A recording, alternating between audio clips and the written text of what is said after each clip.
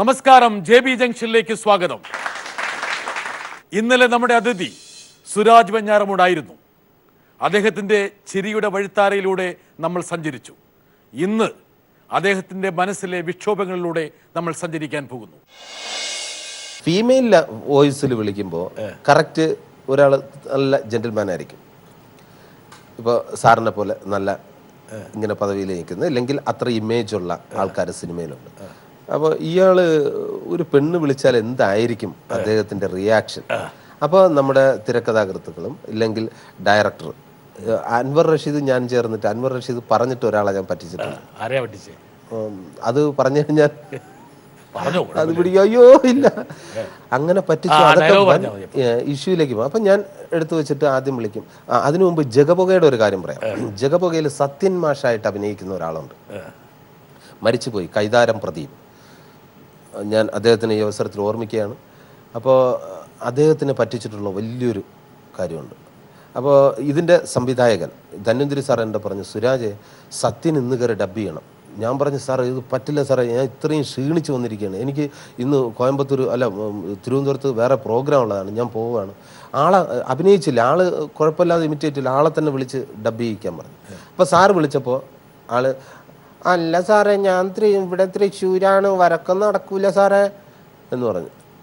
ശരിടാ, ഇവന്മാർ അഭിനയിച്ചിട്ട് പോകും, പൈസയും വാങ്ങിച്ചിട്ട് അങ്ങ് പോകും, ഡബിങ്ങിന് വരില്ല. അപ്പം ഞാൻ എന്ത് ചെയ്തു, ആദ്യ പണി എൻ്റെ നമ്പർ പുള്ളിക്ക് അറിയില്ല, ഞാൻ എടുത്തു വെച്ചിട്ട് ഹലോ ഹലോ ജഗപുകയിലെ സത്യമാഷല്ലേ? അയ്യോ നല്ല രസമായിട്ടുണ്ട് കേട്ടോ, എനിക്ക് ഭയങ്കര ഇഷ്ടമാണ്. ഞാൻ ശരിക്കും ആക്ച്വലി ബാംഗ്ലൂരാണ് താമസം, ഞാൻ എൻ്റെ അമ്മാവിൻ്റെ വീട്ടിലാണ് ഉള്ളത്. എവിടെ അമ്മാവിൻ്റെ വീട് എവിടെയാ? ഞാനിവിടെ ഈസ്റ്റ് ഫോർട്ടിലാണ്. യു ചേട്ടാ ഇവിടെ ഉണ്ടെങ്കിൽ എനിക്കൊന്ന് കാണാമായിരുന്നു, എനിക്ക് നാളെ ഞാൻ ഇവിടുന്ന് പോവുകയും ചെയ്യും. ശരിക്കും കാണാൻ പറ്റുമോ? പിന്നെന്താ, പ്ലീസ് ചേട്ടാ ഇവിടെ ഉണ്ടോ? ഇവിടെ അടുത്തെവിടെയെങ്കിലും ഉണ്ടെങ്കിൽ ഞാൻ അങ്ങോട്ട് അല്ല, ഞാൻ ഒരു അല്പം ദൂരെയാണ്, ഇവിടെ പറവൂരാണ്, ഞാൻ നോക്കട്ടെ സാർ. എങ്ങനെയെങ്കിലും നാളെ ഉച്ചയ്ക്ക് ഞാൻ വീട്ടിൽ നിന്ന് ഇറങ്ങും, ഇറങ്ങിക്കഴിഞ്ഞാൽ പിന്നെ എനിക്ക് മറ്റന്നാൾ കഴിഞ്ഞിട്ട് ബാംഗ്ലൂർ എത്തിയാലും മതി, എന്നാലും സാറിന് ഒന്ന് മീറ്റ് ചെയ്യണം എന്ന് ഫീമെയിൽ പറഞ്ഞപ്പോൾ അടുത്ത വണ്ടിക്ക് രാവിലെ ഞാൻ നോക്കിയപ്പോൾ ഞാൻ പ്രോഗ്രാം കഴിഞ്ഞ് വന്നപ്പോൾ തിരുവനന്തപുരത്ത് വന്നിരിക്കുന്നു. അപ്പോൾ ഇത് പറ്റി രാജാ സാഹിബും ഉണ്ട് കൂടെ. പക്ഷെ ഇത്രയും പെട്ടെന്ന് വരുമെന്ന് ഞാൻ ഒരിക്കലും പ്രതീക്ഷിച്ചില്ല. വന്നു ഉച്ചയ്ക്ക് ഞാൻ എത്തുള്ളൂ.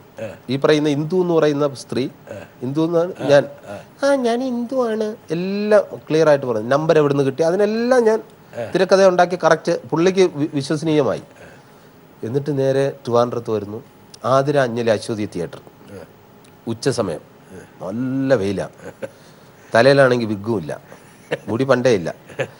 അങ്ങനെ പുള്ളി അവിടെ കൊണ്ട് രാവിലെ തൊട്ട് ഉച്ച വരെ പുള്ളിയെ കൊണ്ട് ഡബ് ചെയ്യിപ്പിച്ചു. നമ്മുടെ ആവശ്യം കഴിഞ്ഞു. അപ്പോൾ ഉച്ചയ്ക്ക് ശേഷം വീണ്ടും വിളിക്കുകയാണ്. ഞാൻ ഇപ്പുറത്തെ റൂമ്, പുള്ളി അപ്പുറത്തെ റൂമ്. ഞാൻ ഡബ് ചെയ്തിട്ട് വരുന്നു. എന്ത് എവിടെ? ഒരു കാര്യം ചെയ്യൂ, ആതിര അഞ്ജലി അശ്വതി തിയേറ്ററിൻ്റെ അവിടെ, ഞാൻ പച്ച ചുരിദാർ. എന്നിട്ട് പുള്ളി നോക്കിയപ്പോൾ പണം അവിടെ ചെന്ന് നിൽക്കുകയാണ് വെയിലത്തിന് നിൽക്കുക. നമ്മളെ കാറിൽ ഇപ്പുറത്തെ സൈഡിൽ ദീപാരത്തി എന്നെ കണ്ടില്ല. അപ്പോൾ പച്ച ചുരിദാർ ഇട്ടുകൊണ്ട് ഒരു പെണ്ണ് വരുന്നു. മനസ്സിലായോ? വാട്ട് ഈസ് ദിസ് എന്ന് പറഞ്ഞിട്ട് അവരെന്തോ തെറിയും വിളിച്ചിട്ട് പോകുന്നു. അവിടെ നിൽക്കുന്നു. പിന്നെ എനിക്ക് തന്നെ പാവം തോന്നി, വിളിച്ച് കാര്യം ഇത്രയേറെ കാര്യം പറഞ്ഞോ.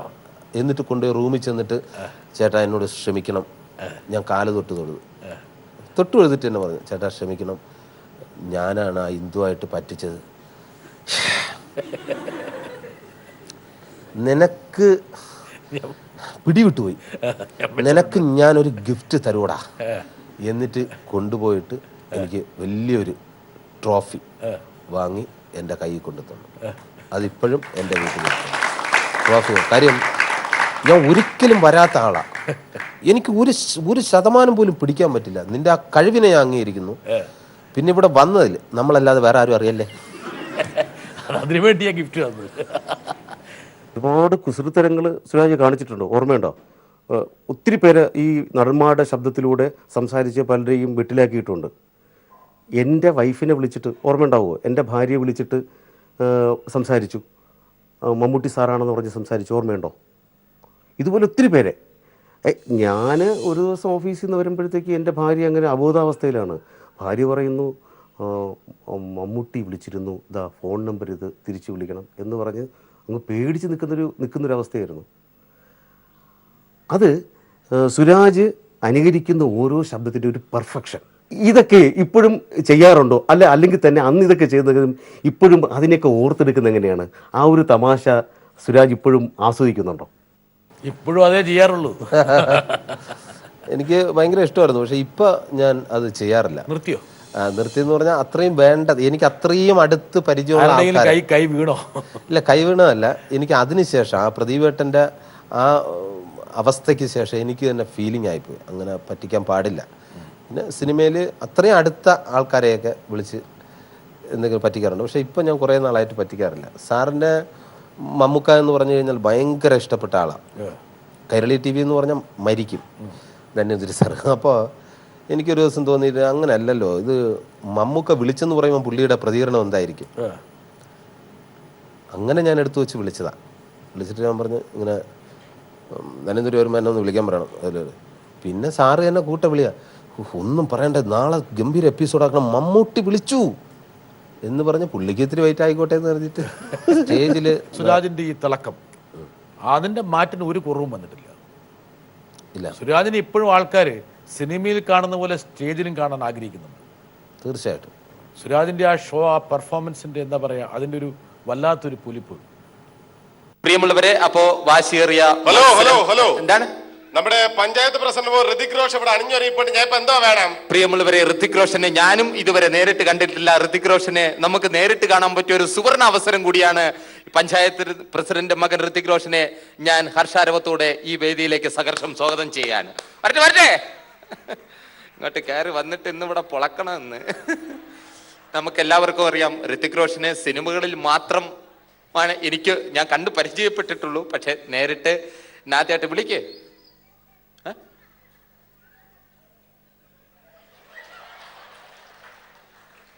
ഇതാണടാ ഋതിക് റോഷൻ.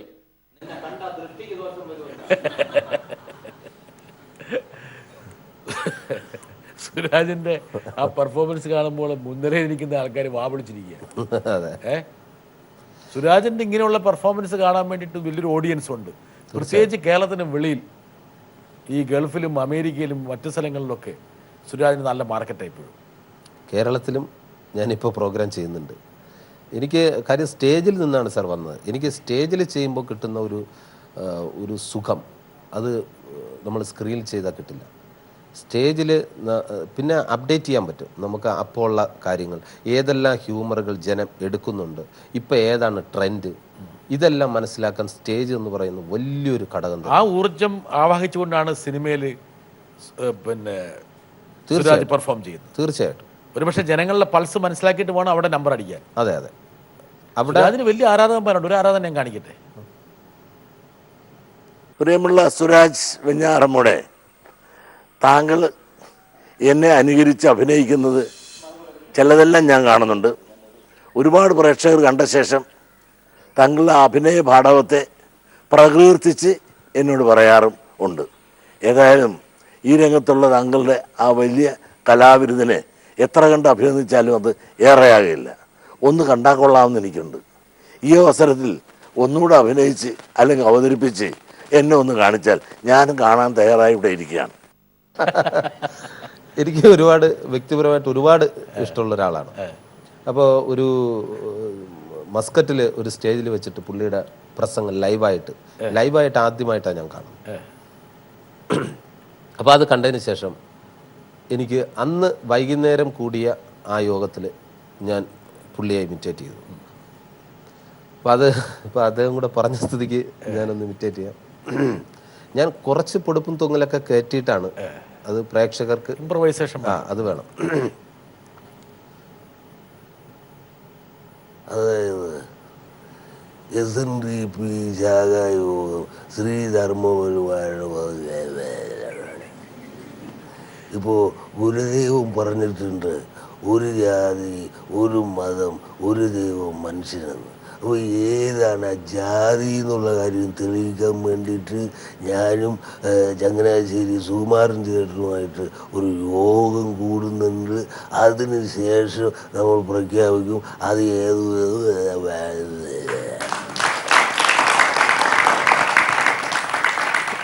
അങ്ങനെ ഒരുപാട് സ്ഥലത്തു നിന്ന് എനിക്ക് കൈയടി കിട്ടിയ അത് ഈ അടുത്ത സമയത്താണ് ഞാൻ ഇമിറ്റേറ്റ് ചെയ്ത് തുടങ്ങിയത്. പക്ഷേ ഈ വെള്ളാപ്പള്ളി സുരാജ് താങ്കളുടെ ആഗ്രഹം നിറവേറ്റിയിരിക്കുകയാണ്. ഇനിയും താങ്കളെ വിടാനുള്ളൊരു ഒരുക്കമല്ല. Thank you sir. വീണ്ടും ഒന്നുകൂടി ഇമിറ്റേറ്റ് ചെയ്ത് കാണണം എന്ന് പറഞ്ഞ നല്ല മനസ്സിനെ ഞാൻ അഭിനന്ദിക്കുന്നു. ഇങ്ങനെ ഇമിറ്റേറ്റ് ചെയ്ത ആൾക്കാർ സുരാജിനോട് ദേഷ്യപ്പെട്ടിട്ടുണ്ടോ ആരെങ്കിലും? ഇല്ല, എന്നോട് അങ്ങനെ ഇതുവരെ ആരും സുരാജിനെ അനുകരിക്കണമെന്ന് തോന്നുന്ന ഏറ്റവും ഇഷ്ടപ്പെട്ട ഒരാളാരാണ്? അങ്ങനെയൊക്കെ ഉണ്ടാവില്ലേ? അതായത് ഇന്ന ആളായിട്ട് അനുകരിക്കുമ്പോഴാണ് സുരാജിന് ഏറ്റവും കംഫർട്ട് കിട്ടുന്നത്. ഞാൻ മിക്ക ആൾക്കാരെയും ഇമിറ്റേറ്റ് ചെയ്യും. എനിക്ക് ലാലേട്ടൻ ആദ്യം ഞാൻ ഇമിറ്റേറ്റ് ചെയ്യില്ലായിരുന്നു. അപ്പോൾ എനിക്ക് ഏറ്റവും വലിയ ആഗ്രഹം ലാലേട്ടനെ കൂടെ ഒന്ന് ഇമിറ്റേറ്റ് ചെയ്യണം എന്ന് പറഞ്ഞിട്ട് അമേരിക്കയിൽ ഷോയ്ക്ക് എന്നാണ് ആദ്യമായിട്ട് ഞാൻ ലാലേട്ടനെ ഇമിറ്റേറ്റ് ചെയ്യുന്നത്. അതുവരെ എന്തായിരുന്നു നമ്പർ? എന്തായിരുന്നു അത് 6-ാം തമ്പുരാനിലെ കാസറ്റിൽ വന്ന ഒരു. അപ്പോൾ ഈ കാസറ്റ് എപ്പോഴും ഞാൻ ഇങ്ങനെ കേൾക്കുന്നുണ്ട്. അന്ന് കാസറ്റായിരുന്നു, പിന്നെ CD. ഇത് കേൾക്കുന്നുണ്ട്, ആ ശബ്ദം പെട്ടെന്ന് തന്നെ എനിക്ക് പഠിക്കാൻ സാധിച്ചു. അതിതായിരുന്നു. കൂടും കൂട്ടുമില്ലാത്ത പ്രവാസിയുടെ ജീവിതം. വെള്ളാരം കല്ലുകൾ ഉരുകുന്ന ഒരു വേനൽ പകലിൽ ഖാളിയാർ ഗർജിച്ചു. മിയാറ്റാൻസിൻ്റെ ഖാളിയാർ, ഖരാനകളുടെ ഖാളിയാർ, ഗതകാല സ്മൃതികളിൽ ശവകുടീരങ്ങളുടെ മൗനം പേറുന്ന കൊട്ടാരങ്ങളിൽ ധ്രുപതിൻ്റെ വിറയാർന്ന വേദന കേൾക്കാൻ ചെവി ഓർത്താൽ ഹിന്ദുസ്ഥാനി സംഗീതം പഠിക്കണമെന്ന് മോഹമായിട്ട് നേരെ ചെന്ന് കയറിയത് ഒരു സിംഹത്തിൻ്റെ മടയിൽ ഉസ്താദ് ബാദുഷാ ഖാൻ. ആവശ്യം അറിയിച്ചപ്പോൾ ദക്ഷിണ വയ്ക്കാൻ പറഞ്ഞു. ഊരുത്തിൻ്റെ ഓട്ടക്കേശിൽ എന്തുണ്ട്? സപ്നോങ്കി സുന്ദഹി ജോ കഭി നഹി ഖതം ഹോ ജാതി ഹേ.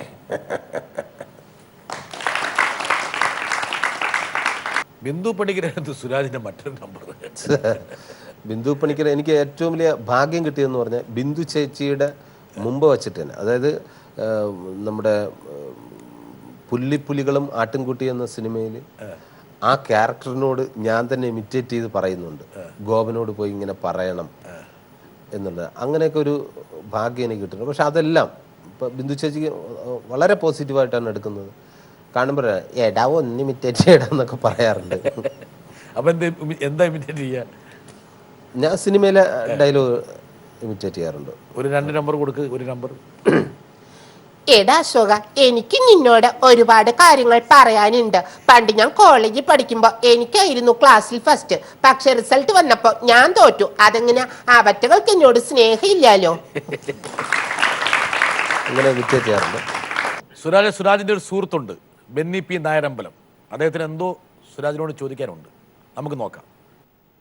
സുരാജ് എൻ്റെ ഒത്തിരി സിനിമകളിൽ അഭിനയിച്ചിട്ടുള്ള ആളാണ്. എൻ്റെ ആദ്യ സിനിമ, സുരാജ് അഭിനയിച്ച ആദ്യ സിനിമ ചോട്ടാ മുംബൈയാണ്. അതിനുശേഷം എൻ്റെ ഒത്തിരി സ്ക്രിപ്റ്റിൽ സുരാജ് അഭിനയിച്ചിട്ടുണ്ട്. വളരെ നല്ല വേഷങ്ങൾ തന്നെ സുരാജ് ചെയ്തിട്ടുണ്ട്. സുരാജുമായിട്ട് വളരെ അടുത്ത ബന്ധമുള്ള ഒരാളാണ് ഞാൻ. അപ്പോൾ എനിക്ക് സുരാജിനോട് ചോദിക്കാനുള്ളത് ഒരു ചെറിയ ചോദ്യമാണ്. സുരാജ് സിനിമയുടെ വകുപ്പ് കൈകാര്യം ചെയ്യുന്ന ഒരു മന്ത്രിയായി മാറിക്കഴിഞ്ഞാൽ സിനിമയ്ക്ക് വേണ്ടി എന്തെല്ലാം പരിഷ്കാരങ്ങൾ സുരാജ് ചെയ്യുമെന്നൊന്ന് പറയാൻ കൊള്ളാം. എൻ്റെ നല്ലൊരു തിരക്കഥാകൃത്താണ്. അതിലുപരി എൻ്റെ എല്ലാ കാര്യങ്ങളും സംസാരിക്കുന്നത് നല്ലൊരു അടുത്ത സുഹൃത്തു കൂടിയാണ്, നല്ലൊരു മനുഷ്യന് കൂടിയാണ് ഇദ്ദേഹം. അപ്പോൾ ഇദ്ദേഹം ചോദിച്ച ചോദ്യം, എൻ്റെ പൊന്ന് ബെന്നിച്ചേട്ടാ, ഇതല്ലാതെ വേറെ ഒന്നും ചോദിക്കാൻ കിട്ടിയില്ലേ. ശരിക്കും ഇതിനെക്കുറിച്ച് പറയുകയാണെങ്കിൽ എൻ്റെ കർമ്മമണ്ഡലം എന്ന് പറയുന്ന ആക്ടിംഗ് ആണ്. എനിക്ക് വേറെ മന്ത്രിയാകാനോ ഇല്ലെങ്കിൽ MLA ആകാനോ അങ്ങനെയൊന്നും താല്പര്യമില്ലാത്ത കക്ഷിയാണ്. പക്ഷേ ഇദ്ദേഹം ചോദിച്ചത് കൊണ്ട് അതിന് മറുപടി എന്ന വണ്ണം ഞാനൊരു സിനിമയുടെ മന്ത്രിയായി കഴിഞ്ഞാൽ തീർച്ചയായിട്ടും ആദ്യം തന്നെ ടാക്സ് ഇല്ലാതാക്കും. കേരളത്തിലെ സിനിമകൾക്ക് ടാക്സ് ഇല്ല. ഇപ്പോൾ അന്യഭാഷാ ചിത്രങ്ങൾ ഇവിടെ കളിക്കുകയാണെങ്കിൽ തീർച്ചയായിട്ടും അതിന് നല്ല ടാക്സും കൊടുക്കും. ടാക്സ് അടച്ചിട്ട് ഇവിടെ പ്രദർശിപ്പിക്കാവൂ. പിന്നെ ഇപ്പോൾ പെട്രോൾ പമ്പൊക്കെ ഇല്ലേ, ഇപ്പം തിയേറ്ററുകളെല്ലാം നല്ല പുതുക്കിപ്പണി, നല്ല സീറ്റിംഗ്, നല്ല സീറ്റ്, അങ്ങനെയുള്ള ഒരുപാട് ആൾക്കാരെ ആകർഷിക്കത്തക്ക രീതിയിലുള്ള ഇരുന്ന് അവർ സ്വസ്ഥമായിട്ടിരുന്ന് കാണാത്തക്ക വിധത്തിലുള്ള തിയേറ്ററുകൾ ഉണ്ടാക്കും. പിന്നെ കൂടുതലായിട്ട് പറഞ്ഞു കഴിഞ്ഞാൽ ഇനി ചിലപ്പോൾ ഞാൻ ഈ പെട്രോൾ പമ്പിൽ വരെ തിയേറ്റർ കൊണ്ടുവരും. പെട്രോൾ പമ്പിൽ ഡീസൽ അടിക്കുന്ന സമയത്തിന് കയറി ഒരു തിയേറ്ററിൽ കയറി സിനിമ കാണുക. പെട്രോൾ പമ്പിൻ്റെ കൂടെ തിയേറ്റർ വേണം എന്ന് നമ്മൾ അറിയിക്കുകയാണ്. അതുപോലെ തന്നെ റേഷൻ കട ഉള്ളവർക്ക്, ഇപ്പോൾ BPL കാർഡ് എന്നൊക്കെ പറയുന്ന പോലെ, അവർക്ക് റേഷൻ കട വഴി ടിക്കറ്റ് ഫ്രീ ആയിട്ട്, പുതിയ സിനിമ റിലീസാണ്, റേഷൻ കടയിൽ ചെന്നാൽ മതി, നമ്മൾ ടിക്കറ്റ് ഇതുപോലെ സപ്ലൈ ചെയ്യും. അങ്ങനെ അതുവഴി സിനിമയെ നമ്മൾ വലിയ ഒരു സംഭവമാക്കി മാറ്റും, ഇപ്പോൾ ഉള്ളതിനേക്കാൾ കൂടുതൽ. എൻ്റെ പൊന്നു ചേട്ടാ, ഒരു മന്ത്രി ആയിക്കഴിഞ്ഞാൽ ഞാൻ ഇങ്ങനെയൊക്കെ ചെയ്യും. പക്ഷേ എനിക്കാകാൻ താല്പര്യമില്ല. ജീവിതം വളരെ സ്വച്ഛന്തമായിട്ട് ഒഴുകിക്കൊണ്ടിരിക്കുകയായിരുന്നു. പക്ഷെ അതിനിടയിൽ ചില്ലറ പൊല്ലാപ്പിലൊക്കെ സുരാജ് എന്ന് പെട്ടു, വിവാദങ്ങളിൽ. ഓർമ്മയുണ്ടോ വിവാദം? ഓർമ്മയുള്ള ഒരു വിവാദമാണ് പറവൂർ. അതെ, സ്ത്രീപീഡന കേസ്. സ്ത്രീപീഡനം ഒന്നും പറഞ്ഞിട്ട് സ്ത്രീകളെ പീഡിപ്പിക്കുന്ന ഒരു ഹോബിയാണോ സുരാജിന്? ഒരിക്കലുമില്ല. സ്ത്രീകളെ ഇങ്ങനെ ഫോൺ വിളിച്ച് പീഡിപ്പിക്കാറുണ്ട്, അല്ലാതെ ഒരു പീഡനത്തിന് ഇതുവരെ പോയിട്ടുമില്ല. പക്ഷെ നമ്മുടെ മണ്ടയിൽ ആരോപിക്കപ്പെട്ടു. അത് എന്തിനാണെന്നുള്ളത് എനിക്കും ഇതുവരെ മനസ്സിലായിട്ടില്ല. ചുമ്മാ അങ്ങനെ ആൾക്കാരങ്ങ് ആരോപിക്കും. അത് ഈ കാശിന് വേണ്ടിയിട്ടാണ് എന്നുള്ളതാണ്. ഞാനത് പറഞ്ഞിട്ടുണ്ട്, പിടിച്ചിട്ടുണ്ട്, പിടിക്കുകയും ചെയ്തു അവരെ. അത് ആ അന്വേഷണ ഉദ്യോഗസ്ഥൻ്റെ നേതൃത്വത്തിൽ തന്നെ ഞാൻ പിടിപ്പിക്കുകയും ചെയ്തു. അന്ന് പോലീസ് അതെ. ഇവര് 4 പേരോ കറക്റ്റ്. ഈ 4 പേരെ നേരത്തെ അറിയായിരുന്നു? ഇല്ല, ഇവര് 4 പേരും കൂടി വന്നിട്ടാണ് ഇങ്ങോട്ടെത്തിക്കുന്ന കക്ഷിയിലെ അവരായിരുന്നു. സുരാജ് പക്ഷെ അന്ന് വരണ്ടുപോയി. വരണ്ടെന്ന് സാറേ, ആ അവസ്ഥ ഇപ്പോൾ പറഞ്ഞു കഴിഞ്ഞാൽ എനിക്ക് തന്നെ ഞാൻ മറക്കാനായിട്ട് ശ്രമിക്കുന്ന നിമിഷങ്ങളാണ്. കാരണം തെറ്റ് ചെയ്യാതെ നമ്മളെ തെറ്റുകാരനാണെന്ന് സമൂഹം ഒന്നടങ്കം നിൽക്കുമ്പോൾ ഉണ്ടാകുന്ന ആ മാനസിക അവസ്ഥ, അത് ശരിക്കും അനുഭവിച്ചവർക്ക് മാത്രമേ ഒരല്പമെങ്കിലും പിടികിട്ടൂ. അല്ലാത്തവർ പറയും അവനത് വേണം, അങ്ങനെ പലരും പറഞ്ഞിട്ടുണ്ട്, ഞാൻ കേട്ടിട്ടുണ്ട്.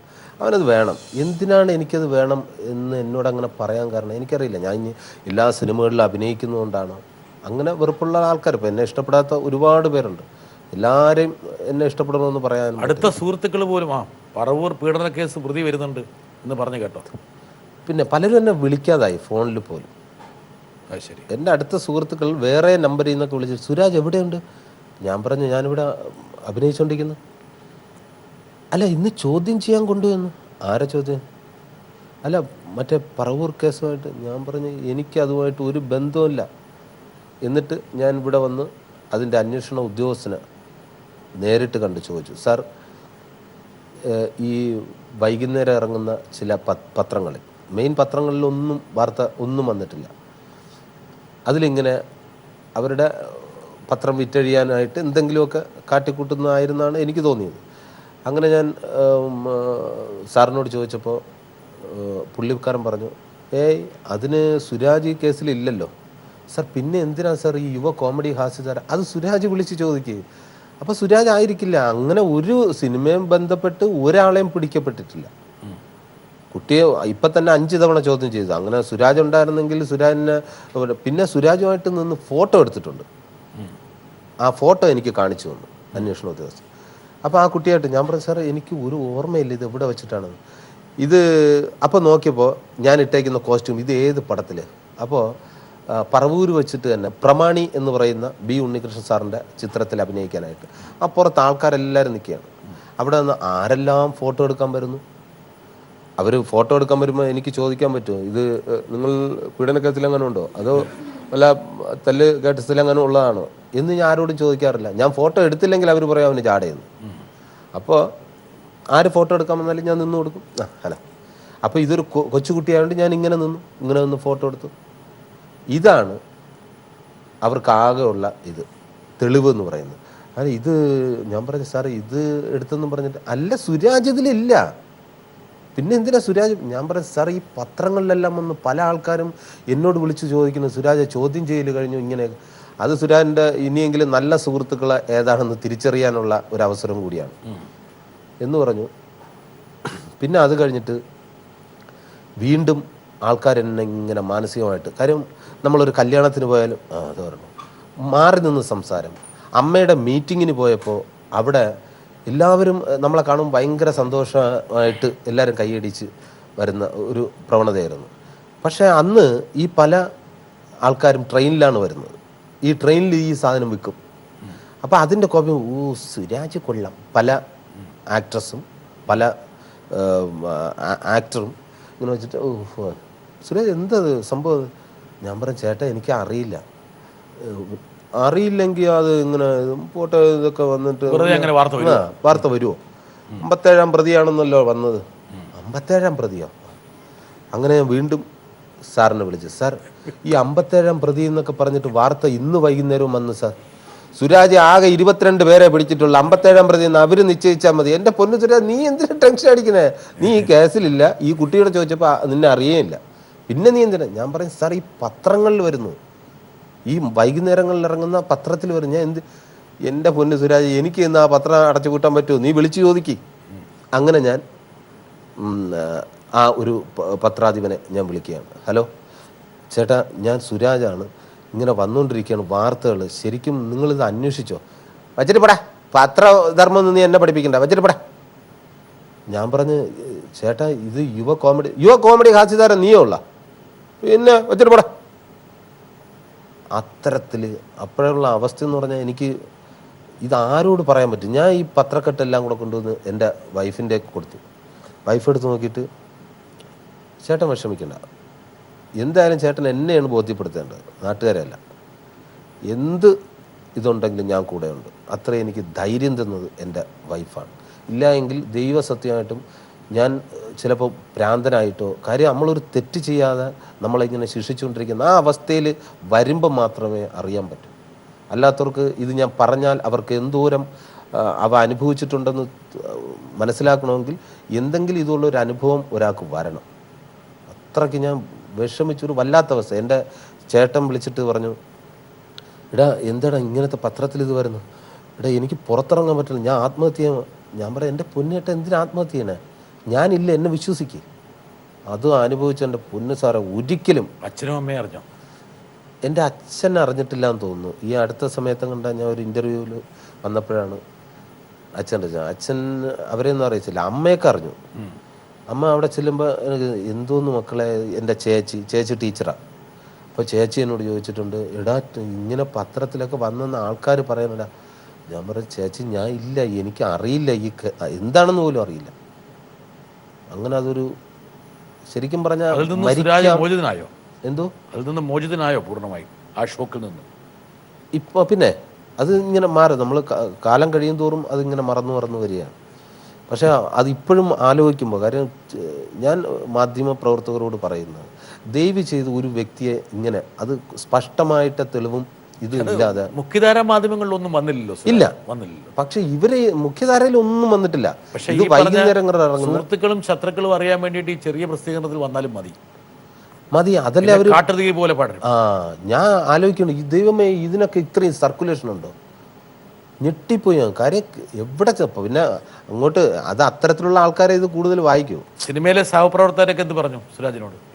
എന്നോടൊക്കെ വളരെ, മമ്മൂക്ക അന്ന് വൈകുന്നേരം ഞാൻ മമ്മൂക്ക ഇതിന് എന്തെങ്കിലും ഒരു സൊല്യൂഷൻ എന്ത് ചെയ്യാനൊക്കെ. എടാ നീ ഇല്ലല്ലോ, പിന്നെ നീ എന്തിനാ പേടിക്കാൻ?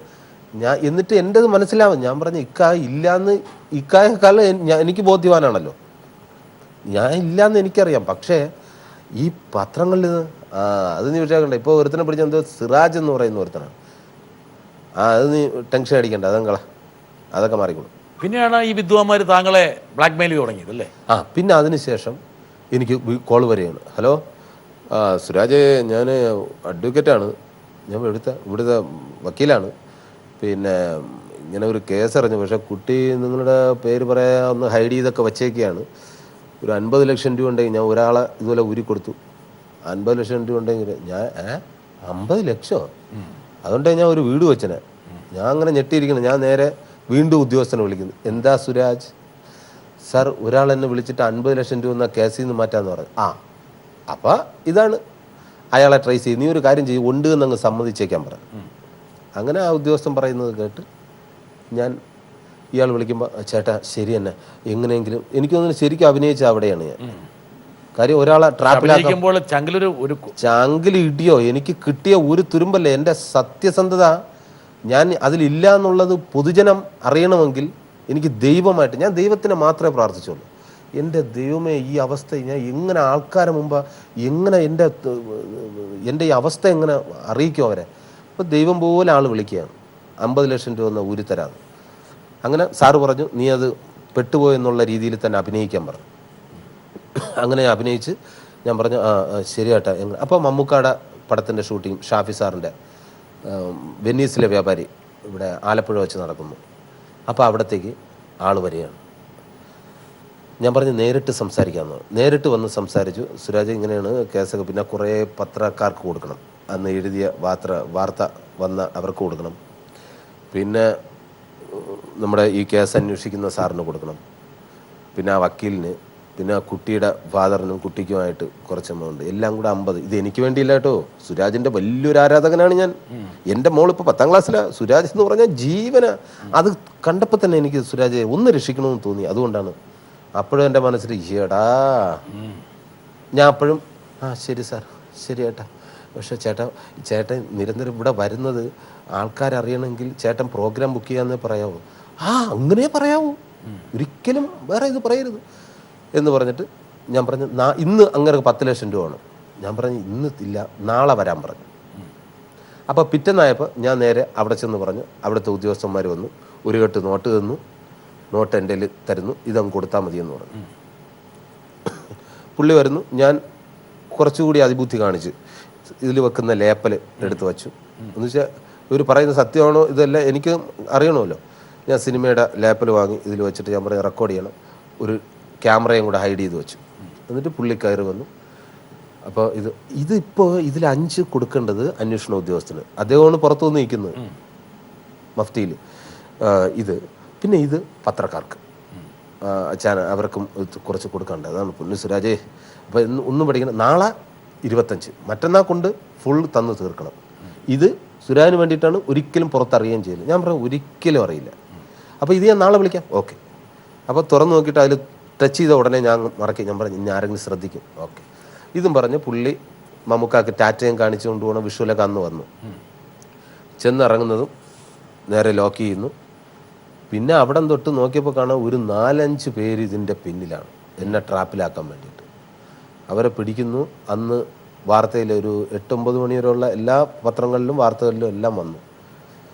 പിറ്റെന്നും അതിനുശേഷമാണ് ശരിക്കും ഒരു മുക്തിയായത്. എന്നാൽ മുക്തി ആയോ എന്ന് ചോദിച്ചു കഴിഞ്ഞാൽ ഇല്ലേ എന്തായാലും. കാരണം ഈ അടുത്ത സമയത്ത് ഞാൻ അമേരിക്കയിൽ ചെന്നപ്പോൾ അവിടെ എൻ്റെ ഒരു സുഹൃത്ത് കഴിക്കും, അന്ന് ഇത്തിരി പൈസ കൊടുത്തല്ലേ, അത് ഒതുങ്ങില്ലേ, 1 കോടി കൊടുത്ത് ഒതുക്കിയല്ലേ. ഇപ്പോഴും വിചാരിക്കണം ഞാനതിലുണ്ട് എന്ന്. കാരണം എന്താ വെച്ചാല് ഈ മുഴുവൻ വാർത്തയും വിവരവും എല്ലാവരും കേൾക്കുന്നില്ലല്ലോ. എല്ലാവരും കേട്ടു തുമ്പാണ്. അതെ. അപ്പൊ ചില തുമ്പിൽ സുരാജ് ഇപ്പോഴും പ്രതിയാണ്, ചില തുമ്പ് വെച്ച് നോക്കുകയാണെങ്കിൽ സുരാജ് പൈസ കൊടുത്തു, പിടിച്ച കാര്യം കിട്ടിയിട്ടില്ല. ഇങ്ങനെ പല രീതിയിലും ഇങ്ങനെ കളിക്കും. ഒരുപക്ഷെ സുരാജിന്റെ ജീവിതത്തിൽ ഏറ്റവും വലിയ അഗ്നിപരീക്ഷയായിരുന്നു അത്. പറഞ്ഞറിയിക്കാൻ പറ്റില്ല സാറേ. അത് അനുഭവിച്ച ആളിന് മാത്രമേ. എന്നെപ്പോലെ പല ഇതുപോലെ നമ്മൾ തെറ്റ് ചെയ്യാതെ ഒരാൾ തെറ്റുകാരെന്ന് ഒരു സമൂഹം മൊത്തം പറയുമ്പോൾ ആ വ്യക്തിക്കുണ്ടാവുന്ന മാനസികാവസ്ഥ മരിച്ചാൽ മതിയെന്ന് എനിക്ക് തോന്നിപ്പോയി. എന്തിന് ഞാൻ എൻ്റെ പ്രേക്ഷകരുടെ അടുത്ത് ഞാൻ എന്ത് സമാധാനം പറയാം? അവരെല്ലാം എന്നെ അവിശ്വസിക്കില്ലേ. നേരത്തെ നമ്മൾ പരാമർശിച്ച ആ വിവാദം ഒരുപക്ഷെ വലിയൊരു സ്ഫോടനാത്മക സൃഷ്ടിക്കേണ്ടതാണ്. തീർച്ചയായിട്ടും. ഭാര്യ ഉറങ്ങിയിട്ടുണ്ടാവില്ല അന്നൊന്നും. എനിക്ക് ഉറക്കമില്ല സാർ. ഭാര്യ മാത്രമല്ല, എൻ്റെ അപ്പോഴത്തെ അവസ്ഥയെന്ന് പറഞ്ഞാൽ ഞാൻ ഷൂട്ടിങ്ങിന് പോയി. ഷൂട്ടിങ്ങിനൊക്കെ ചെല്ലുമ്പോഴും പല ആൾക്കാരും അത് അഭിനയിക്കുന്നവർ തന്നെ എന്നോട് മിണ്ടാതെയൊക്കെ ആയിട്ടുണ്ട്. അത്രയും കൈയടി കിട്ടുന്ന സ്ഥലത്തുനിന്ന് ഒരു അവഗണന പോലെ എനിക്ക് ഫീൽ ചെയ്തു. അത് അനുഭവിച്ചിട്ടുള്ളവർക്ക് മാത്രമേ അറിയാം. എനിക്കിവിടെ വന്നാലും ചിന്ത, ഇത് ഞാൻ എന്ത് ചെയ്യും? വീട്ടിൽ വന്ന ഉറക്കമില്ല. ഭാര്യ കരഞ്ഞ ഒരുപാട്. തീർച്ചയായിട്ടും. വൈഫൊക്കെ അതിന് വേണ്ടിയിട്ട് അങ്ങ് അറ്റം സപ്പോർട്ട് ചെയ്തു. ഏട്ടാ കുഴപ്പമില്ല ഏട്ടാ. ഒരു പക്ഷേ ഞാൻ ഭ്രാന്തനായിട്ട് പോകേണ്ട ഒരവസ്ഥയായിരുന്നു അത്. കാര്യം നമ്മൾ ചിന്തിച്ച് എന്ത് ചെയ്യാൻ ഈശ്വര, ഈശ്വരനെ മാത്രം വിളിക്കും. പിന്നെ എല്ലാ കാര്യങ്ങളും വളരെ വ്യക്തമായിട്ട് എൻ്റെ വൈഫിന് അറിയാം. ഇതൊക്കെ ഒരു സ്ലൈറ്റ് മാച്ചുകളെന്ന പോലെ സുരാജെ മാച്ചുകളാണ്. കംപ്ലീറ്റ് ഞാൻ മാച്ച് കളഞ്ഞു. എനിക്കിപ്പോൾ സാർ ഓർമ്മിപ്പിച്ചപ്പോൾ അത് പറഞ്ഞെന്ന് മാത്രം. കാരണം ഇങ്ങനെയുള്ള സംഭവങ്ങളൊക്കെ പേടിയാവും സാർ, ഓർക്കാൻ അതിന് വേണ്ടിയിട്ടുള്ള ടൈം കളയാനും ശരിക്കും പറഞ്ഞാൽ എനിക്ക് താല്പര്യമില്ല. സ്നേഹിക്കുന്നൊരു ഭാര്യ, 3 മക്കൾ, അതും സുരാജിൻ്റെ വഴിത്താരയിലൂടെ വരാൻ ആഗ്രഹിക്കുന്ന കുട്ടികൾ. ഹായ് അച്ഛാ. അച്ഛാ, എനിക്കൊരു ചോദ്യം ചോദിക്കണ്ട്. അച്ഛാ, അച്ഛൻ ഇങ്ങനെ എന്നെ അമേരിക്കയിൽ കൊണ്ടുപോകാൻ പറഞ്ഞ് ഒരുപാട് നാളെ ഇങ്ങനെ പറ്റിക്കുന്നു. എന്താ അച്ഛൻ എന്നെ കൊണ്ടുപോകാതെ? എനിക്ക് തോന്നുന്നു മലേഷ്യ എയർപോർട്ടിൽ വെച്ച് എന്നെ മിസ്സായതുകൊണ്ടാണോ, അതോ ഞാൻ ഉഗാണ്ടയിൽ ചെന്നപ്പോൾ സ്വിമ്മിംഗ് പൂളിൽ ചാടിയുണ്ടോ? ആ ടെൻഷനിലാണോ അച്ഛൻ എന്നെ കൊണ്ടുപോകാത്തത്? നമ്മളെയൊക്കെ കാലത്ത് അച്ഛ ഒന്ന് സൂവിൽ കൊണ്ടുപോകുമോ, ഇല്ലെങ്കിൽ കടലൊന്ന് കാണിക്കാൻ കൊണ്ടുപോകും, ഇങ്ങനെയൊക്കെയാണ് ആഗ്രഹം. ഗോതമ്പ് പുട്ട് തരൂ, ഒരു ഗോതമ്പ് പുട്ടും പഴവും കൂടെ ഞവടി കഴിക്കാൻ ആഗ്രഹമുണ്ട്. ഇപ്പോഴത്തെ എൻ്റെ മക്കളൊക്കെ ആഗ്രഹം എന്ന് പറഞ്ഞാൽ അമേരിക്കയിൽ.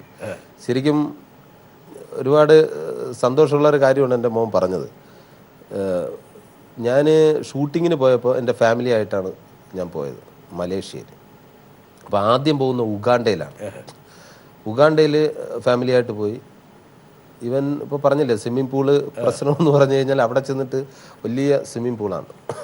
അപ്പോൾ ഞാൻ ഉച്ചയ്ക്ക് കുളിക്കാനായിട്ട് പോയപ്പോൾ ഞാൻ പറഞ്ഞു മോനെ പൂളിൽ വരണം, അവന് ഭയങ്കര ഇഷ്ടമാണ്. അങ്ങനെ ഇവനെ ചെറിയ പൂളിൽ വെച്ചിട്ട് കുളിപ്പിച്ച് ഞാൻ പറഞ്ഞു വലുതിലിറങ്ങുന്ന, ഇല്ല ഇല്ല എനിക്ക് പേടിയാണ്. അപ്പോൾ ഇവിടെ ഇരുത്തിയിട്ട് ഞാൻ വലുതിൽ ചാടി. വലിയ നീന്തലുകാരനൊന്നും അല്ല ഞാൻ. ഞാനും ഡയറക്ടർ ദീപു കരുണാകരനും ഉണ്ട്. നമ്മൾ രണ്ടും ചാടി നീന്തി അപ്പുറം എത്തിയിട്ട് ഞാൻ തിരിഞ്ഞു നോക്കുന്നു, ചെറിയ പൂളിൽ അവനെ കാണാനില്ല. വലുതിനകത്ത് കിടന്ന് വെള്ളം കുടിക്കുക. ഉച്ചയായതുകൊണ്ട് കറക്റ്റ് അകം കാണാൻ പറ്റും. ഞാൻ അന്നത്തെ ആ നീന്തൽ വെച്ച് ഞാൻ ഒന്ന് പ്രാക്ടീസ് ചെയ്തിരുന്നെങ്കിൽ എനിക്കിന്ന് ഏഷ്യാഡിൽ ഒളിമ്പിക്സിൽ പങ്കെടുത്ത് 1ാം സ്ഥാനം കിട്ടിയേനെ. ഒരു നല്ല നീളമുള്ള പൂള്. എങ്ങനെ നീന്തി വന്നെന്ന് വെച്ചാൽ എനിക്ക് അങ്ങനെ ഇതുവരെ നീന്താനും അറിയില്ല. അവിടുന്ന് കുമ്പള ഇങ്ങനെ വന്നുകൊണ്ടിരിക്കുക. ഞാൻ വന്ന് എൻ്റെ മോനെ പിടിച്ച് പൊക്കി കരയിലിട്ട് വയറ്റിലെ വെള്ളമെല്ലാം കളഞ്ഞു. ഞാൻ എങ്ങനെ എൻ്റെ വൈഫിനെ എങ്ങനെ ഹാൻഡിൽ ചെയ്യും, ഇതെല്ലാം തന്നെ എൻ്റെ ചിന്ത. ഇവന് ബോധം വരണേ കറക്റ്റ് തന്നെ ഒരു അരമണിക്കൂർ കൊണ്ട് കാര്യങ്ങളെല്ലാം ശരിയായി. പിന്നെ അതുപോലെ തന്നെ മലേഷ്യൻ എയർപോർട്ട്. വിദ്വാനല്ലേ? ഇവൻ തന്നെ ഇവനുണ്ടാക്കിയ പ്രശ്നങ്ങൾ. ഇവനാണ് അണ്ണൻ തമ്പിയിൽ മമ്മൂക്കയുടെ മോനായിട്ട്. ഇത് 1 വയസ്സായ എന്ന സമയത്താണ്. സിനിമാക്കാരനാക്കണോ? അതൊന്നും നമ്മുടെ കയ്യിലല്ലല്ലോ. അതെല്ലാം ആഗ്രഹമുണ്ട്. വന്ന് തീർച്ചയായിട്ടും കലാപ്രവർത്തനം എന്ന് പറയുന്നത് വലിയൊരു അനുഗ്രഹം തന്നെയാണ്. വീട്ടിൽ മക്കളൊക്കെ വന്ന് പറയുമോ അച്ഛൻ ചെല്ലുമ്പോൾ, അച്ഛൻ ഒരു നമ്പർ കാണിക്കച്ചാ?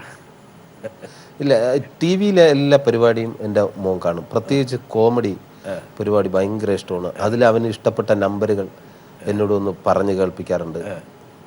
പിന്നെ സുഹൃത്തുക്കളുടെ കാര്യങ്ങൾ, എല്ലാ കാര്യങ്ങളും നമ്മൾ ചർച്ച ചെയ്യും. ഞാൻ അവനോട് പറഞ്ഞിട്ടുണ്ട്, എന്ത് കാര്യവും അച്ഛൻ നല്ലൊരു ഫ്രണ്ട് കൂടിയാണ്. എല്ലാ കാര്യങ്ങളും അവൻ എന്നോട് സംസാരിക്കാറുണ്ട്. ഞാൻ പോകുന്ന സ്ഥലത്തൊക്കെ അവനെയും കൊണ്ട് പോകാറുണ്ട്. കാര്യം ഇപ്പോൾ വീട്ടിലായാലും ഇപ്പോൾ എൻ്റെ മകൻ എന്നോട് പറഞ്ഞതെന്ന് പറഞ്ഞാൽ, അച്ഛാ എനിക്കിത് മണ്ണിലൊക്കെ ഓടി കളിക്കണമെന്ന് വെച്ചാൽ ഈ ഫ്ലാറ്റ് വേണ്ട അച്ഛാ, എനിക്കൊരു വീട് മതി അച്ഛാ. കാര്യം ഫ്രീ ആവുന്ന ടൈമെല്ലാം ഞാൻ വെഞ്ഞാറമൂട്ടിലും എൻ്റെ ബന്ധുക്കളെ അവിടെയൊക്കെ കൊണ്ടുപോകും. ബന്ധങ്ങൾക്ക് പഠിക്കുന്നതിനും. എൻ്റെ ബന്ധുക്കളുടെ ആരുടെ പേര് ചോദിച്ചാലും അവൻ കറക്റ്റ് പറയും. ഇപ്പോൾ തൊട്ടടുത്തുള്ള അവൻ്റെ ഫ്രണ്ടിൻ്റെ അടുത്ത് ചോദിച്ചു കഴിഞ്ഞാൽ ഏത് അങ്ങനെ ആരോ എന്തോ കസിൻ ഇങ്ങനെയൊക്കെ പറയുള്ളൂ. പക്ഷേ ഇവന് കറക്റ്റ് ബന്ധങ്ങൾ പഠിപ്പിക്കാനും അതിന് ഫ്രീ ടൈമിനെല്ലാം ഞാൻ അവനെ കൊണ്ടുപോകാം. അല്ലാതെ ആ സമയത്തും കൂടെ ഇരുത്തി പഠിപ്പിച്ച് ഭയങ്കര ഇതാക്കണം അങ്ങനെയൊന്നും എനിക്ക് അനുഭവിച്ച പീഡനങ്ങളൊക്കെ നമ്മൾ മനസ്സിൽ സൂക്ഷിച്ചു വെച്ചിരിക്കുകയാണ്. അല്ല, മണ്ണിലൊക്കെ കിടന്ന് കളിക്കുന്നത്. ഇപ്പോഴും മഴ വന്നു കഴിഞ്ഞാൽ ഞാനും എൻ്റെ മോനും 2ാമത്തെ മോനും മഴ വന്നു കഴിഞ്ഞാൽ നമ്മൾ ഫ്ലാറ്റിൻ്റെ വെളിയിലായിരിക്കും. കാര്യം മഴ നനയുന്നു. ഇതുവരെക്ക് മഴ നനഞ്ഞിട്ട് കാശിക്ക് ഇല്ലെങ്കിൽ വസുവിനൊരു അസുഖം വന്നെന്ന് ഇതുവരെ വന്നിട്ടില്ല. എല്ലാ മഴയും നനയിപ്പിക്കും. ഞാൻ പറയും നീക്ക് മഴ നനയണോടാ, കാര്യം ഇവിടെയാണ് നീ ജീവിക്കുന്നത്. സിനിമ അഭിനയത്തിൻ്റെ പുറത്തേക്ക് സുരാജിന് പോകണമെന്നില്ലേ? ഒരുപക്ഷെ ഒന്ന് നോക്കിയോളൂ. ഇതെന്താണ് സുരാജ്? ഇത് നമ്മുടെ നീലക്കടമ്പ് എന്ന് പറയുന്ന ഒരു ഡ്രാമയാണത്. Mega visual drama. ഇത് എൻ്റെ ചേട്ടനാണ് ഇപ്പോൾ നോക്കുന്നത്. ചേട്ടനും സിതാര, ദിലീപ് സിതാരയും കൂടെയാണ്. നമ്മളെ വെഞ്ഞാറമൂട്ടിൽ ഒരുപാട് ഇപ്പോൾ ഈ ബാലെ എന്ന് പറയുന്ന കലാരൂപം അന്യം നിന്നുകൊണ്ടിരിക്കുകയാണ്. അപ്പോൾ ഈ പണ്ട് ഡ്രാമയിലും ബാലയിലൊക്കെ ഇപ്പോൾ ഡ്രാമയും ഇപ്പോൾ സ്റ്റേജുകൾ എണ്ണം കുറഞ്ഞുകൊണ്ടിരിക്കുകയാണ്. അപ്പോൾ ഒരുപാട് കലാകാരന്മാരുണ്ട്, കലയെ ഒരുപാട് ഇഷ്ടപ്പെടുന്ന ആൾക്കാരുണ്ട്. അവരെ എല്ലാവരും കൂടെ വച്ചിട്ട് ഞാൻ പറഞ്ഞു അങ്ങനെയാണെങ്കിൽ എൻ്റെയും കൂടെ ഒരു പിന്തുണ വെച്ച് നമുക്കൊരു സമിതി ഉണ്ടാക്കാം. അതിനാണ് തിരുവനന്തപുരം വൈശാഖ് വിഷൻ സുരാജൊക്കെ രംഗത്തിറങ്ങിയ ഒരുപക്ഷെ ആ കലാരൂപം തിരിച്ചു വരാൻ സാധ്യത. തീർച്ചയായിട്ടും ഞാൻ ഇതിലുണ്ട്, ഉണ്ട്. ഞാൻ വിഷ്വൽ വീഡിയോയിൽ വരുന്നുണ്ട്. സുരാജിന്റെ സ്വന്തം നാട്ടുകാരൻ ശശി ഇങ്ങനെ എന്തോ ചോദിക്കാൻ വേണ്ടി വെമ്പൽ കൊണ്ടിരിക്കുകയാണ്. സുരാജ് ഇനി ചെയ്യാൻ പോകുന്ന വേഷങ്ങളിൽ സുരാജ് ഇതുവരെ വന്ന ആ ആക്ടിങ് ഫേസിൽ നിൽക്കുന്ന ക്യാരക്ടറുകളാണോ സുരാജിന് ചെയ്യാൻ താല്പര്യം? അതെ, ഇനി പുതിയതായിട്ട് ഇപ്പോൾ സുരാജിൽ നിന്ന് ഉണ്ടായിക്കൊണ്ടിരിക്കുന്ന അല്ലെങ്കിൽ സുരാജിൽ ഉണ്ടായിക്കൊണ്ടിരിക്കുന്ന മാറ്റങ്ങൾ, ഒരു ട്രാൻസിഷൻ, ഒരു ആക്ടറുടെ മാറ്റങ്ങൾക്കനുസരിച്ച് പുതിയ പുതിയ ക്യാരക്ടറിലൂടെ പോകാനാണോ സുരാജിന് ആഗ്രഹം? അദ്ദേഹം പറഞ്ഞ പോലെ 2 ഘട്ടമായിട്ട് തിരിച്ചു കഴിഞ്ഞാൽ, ഇതുവരെയുള്ള എൻ്റെ ആക്ടിംഗ് എന്ന് പറഞ്ഞാൽ ശരിക്കും കോമഡി വേഷങ്ങളാണ് എനിക്ക് കിട്ടിക്കൊണ്ടിരുന്നത്. പിന്നെ ഒരുപാട് അനുഭവങ്ങൾ, ഇതാണ് എൻ്റെ ഊർജ്ജം. ഇപ്പോൾ സ്റ്റേജ് പ്രോഗ്രാം ചെയ്യുമ്പോൾ ആൾക്കാർ കൈയടിക്കുന്നതും അതുപോലെ തന്നെ എൻ്റെ കോമഡി കണ്ടിട്ട് ആൾക്കാർ കൈയടിക്കുന്നത്, അതാണ് എൻ്റെ ഊർജ്ജം, അതാണ് എൻ്റെ ഗ്രൗണ്ട് എന്ന് പറയുന്നത്. അപ്പോൾ ഞാനിപ്പോൾ ഗ്രൗണ്ടിൽ തന്നെ നിൽക്കുകയാണ്. ഈ ഗ്രൗണ്ടിൽ നിന്ന് ടേക്ക് ഓഫ് ചെയ്യാൻ ഞാൻ റെഡിയാണ്. ഇതിപ്പോൾ പിന്നെ ന്യൂ ജനറേഷൻ എന്നോ ഓൾഡ് ജനറേഷൻ എന്നോ അങ്ങനെ എനിക്ക് വേർതിരിവില്ല. അഭിനയത്തെ ഏത് വേഷം കിട്ടിയാലും മനോഹരമായിട്ട് ചെയ്യാൻ സാധിക്കും എന്നുള്ളൊരു വിശ്വാസം എനിക്കുണ്ട്. മഹാനായ ചാർലി ചാപ്ലിൻ തന്നെ പറഞ്ഞിട്ടുണ്ട്, ഏറ്റവും കൂടുതൽ ബുദ്ധിമുട്ട് എന്ന് പറയുന്നത് റിയലിസ്റ്റിക് ആയിട്ടുള്ള ആക്ടിംഗ് ആണ്. അപ്പോൾ അതിലേക്ക് ഞാൻ വന്നുകൊണ്ടിരിക്കുകയാണ്. ഇപ്പോൾ നമ്മുടെ പുള്ളിപ്പുലികളും ആട്ടിൻകുട്ടിയും സിനിമ കണ്ടിട്ട് ഒരുപാട് പേര് എന്നോട് വിളിച്ച് പറഞ്ഞത് സുരാജിന് അതിൽ കാണാനേ കഴിയില്ല. അത് ശരിക്കും റിയലിസ്റ്റിക്കിൻ്റെ സ്റ്റാർട്ടിങ്ങിലേക്ക് വന്നുകൊണ്ടിരിക്കുകയാണ്. എനിക്ക് ഏത് വേഷം കിട്ടിയാലും അത് നന്നായിട്ട് ചെയ്യാൻ സാധിക്കും എന്നെനിക്കൊരു വിശ്വാസമുണ്ട്. ഞാൻ അഭിനയത്തിൽ ശരിക്കും ഇങ്ങനെ ഒരു പഠനം നടത്തിക്കൊണ്ടിരിക്കുകയാണ്. എനിക്ക് ഒരുപാട് പഠിച്ച് ഒരുപാട് വേഷങ്ങൾ, നല്ല നല്ല വെറൈറ്റി വേഷങ്ങൾ ചെയ്യണമെന്ന് ഒരുപാട് ആഗ്രഹമുണ്ട്. തീർച്ചയായിട്ടും നമ്മുടെ മോൾഡ് ചെയ്തെടുക്കേണ്ടത് അത് തിരക്കഥാകൃത്തും സ്പെഷ്യലി ഡയറക്ടർ തന്നെയാണ്. തീർച്ചയായിട്ടും നല്ല വേഷങ്ങൾ കിട്ടും എന്നുള്ളൊരു പ്രതീക്ഷയുണ്ട്. അത് മാക്സിമം നന്നാക്കാനായിട്ട് ഒരു ആക്ടർ എന്ന രീതിയിൽ ഞാൻ ശ്രമിക്കും. അതിനുള്ള ഒരു ആത്മവിശ്വാസം എനിക്കുണ്ട്. ലഭിക്കുന്ന പൈസയുടെ ഒരു വീതം ചാരിറ്റിക്ക് കൊടുക്കുന്നുണ്ട്? തീർച്ചയായിട്ടും നിശ്ചയമാണ്. അത് കിട്ടുന്നതിൽ ഒരു വീതം അവർക്ക് കൊടുക്കാൻ എനിക്ക് വളരെ സന്തോഷകരമായിട്ട് ഇപ്പോഴും ചെയ്യുന്നുണ്ട്. അതിന് പിന്നെ എങ്ങനെ വീട്ടിൽ വരുന്നവർക്ക് ഇല്ലെങ്കിൽ ഇതറിഞ്ഞ് അവരുടെ ഇത് ബോധ്യമായി കഴിഞ്ഞാൽ തീർച്ചയായിട്ടും ഞാൻ സഹായിക്കാറുണ്ട്. സുരാജ്, നമുക്ക് അവസാനിപ്പിക്കേണ്ട സമയമായിരിക്കും. സുരാജിൻ്റെ തിരക്ക് പിടിച്ച ഈ നിമിഷങ്ങൾ ഇനിയും കൂടുതൽ അപഹരിക്കുന്നത് ശരിയല്ല. പ്രേക്ഷകർക്കായിട്ട് ഒരു നമ്പറും കൂടി കാണിച്ച് നമുക്കങ്ങോട്ട് കൊട്ടിക്കലാശം നടത്താം. ഏത് നമ്പറാണ് വേണ്ടേ? ഏത് നമ്പറും സ്വീകരിക്കപ്പെടും. എനിക്ക് ഇതുവരെ എത്താൻ സഹായിച്ച ഒരുപാട് തിരക്കഥാകൃത്തുക്കൾ, പേരെടുത്ത് പറയുന്നില്ല, എല്ലാവരും, റാഫി മക്കാട്ടിൻ, ഷാഫി, ബെന്നി പി നായരമ്പലം തുടങ്ങി ഒരുപാട് ഡയറക്ടേഴ്സും തിരക്കഥാകൃത്തുമുണ്ട്. അവർക്കെല്ലാവർക്കും എൻ്റെ ഹൃദയം നിറഞ്ഞ നന്ദി ഞാൻ അറിയിക്കുകയാണ്. എനിക്ക് ഇനിയും നല്ല നല്ല സ്റ്റൈലിഷായിട്ടുള്ള ക്യാരക്ടറുകൾ ചെയ്യണം എന്ന് ഒരുപാട് ആഗ്രഹമുണ്ട്. എന്തായാലും കിട്ടും എന്ന പ്രതീക്ഷയോടുകൂടി പ്രേക്ഷകർക്കായിട്ട് ഞാൻ ഒരു ഏത് ശബ്ദം വേണ്ടേ? സുരാജിന് ഇഷ്ടമുള്ളത് അതല്ല. ശരിക്കും പറഞ്ഞാൽ വടക്കൻ കേരളത്തിൽ, പ്രത്യേകിച്ച് മലപ്പുറം ഭാഗങ്ങളിൽ നിന്നും ഒഴുകി വരുന്ന ഒരുതരം പാതിര കാറ്റുണ്ട്. അതിങ്ങനെ കുഞ്ചാലിക്കുട്ടിയുടെയും കുറച്ച് ലീഗ് മന്ത്രിമാരുടെയും തട്ടത്തിൽ തട്ടി മുടി ഇഴകളിലൂടെ ഇങ്ങനെ ഒഴുകി വരുന്നത് കാണുമ്പോൾ എൻ്റെ പൊന്നു സാറേ, പിന്നെ വേറെ ഒന്നും കാണാനേ പറ്റില്ല.